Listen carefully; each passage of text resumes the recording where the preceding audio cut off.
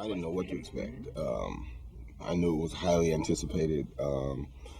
It has pretty much a life of its own. So everything that goes on around it, seems to grow in proportion. Did you buy the toys? Any toys? Yeah, there's been masses, haven't there? Yeah. Because I've bought absolutely masses of it. That's all really? around my Do you have me at your house? I have you, yeah, and I've got your comm talker as well. Oh, really? Yeah, you talk to me every night. You do. Just pop you on the little comm talker, you chat away. But were you really surprised when George Lucas spoke to you about doing the role? Because he hasn't directed anything since 1977, has he? Right, we talked about that when I met with him. Yeah, I was surprised to actually get a call from him. It's one of those things that I figured if I said it enough, somebody might hear it, but who knows if anything will come of that. And then when the call came, I was kind of like, okay, I'll go to the ranch. When he offered you the role, did he tell you it was quite a small part? Well, you know what? Did you mind?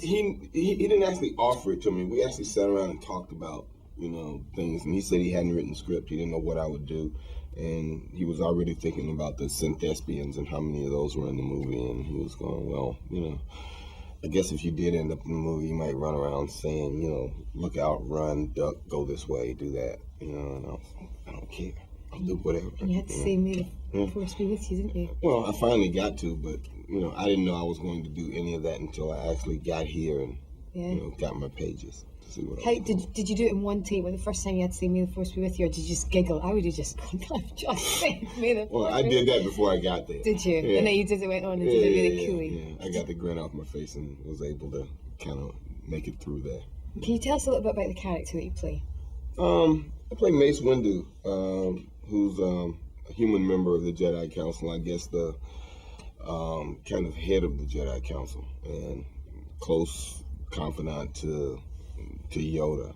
And my job in this film is to evaluate young Anakin to see if he is worthy of candidacy into the Jedi Knightdom.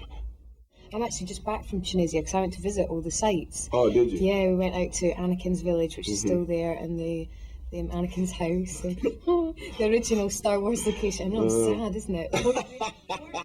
Was there any part of the film that was more memorable than any other part for you? Well, of course, all those lightsaber battles. I never got to turn mine off, so I was.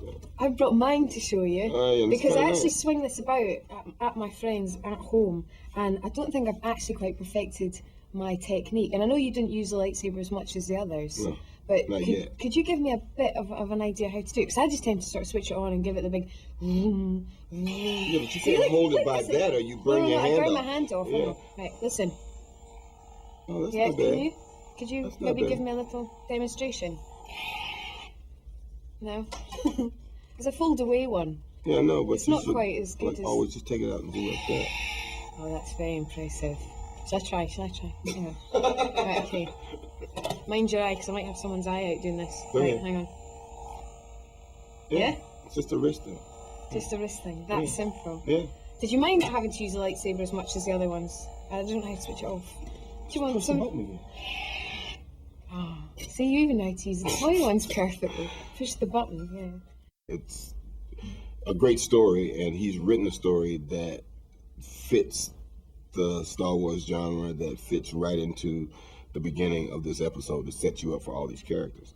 And there are all these other things around. And as the technology gets better, George has, this fertile imagination.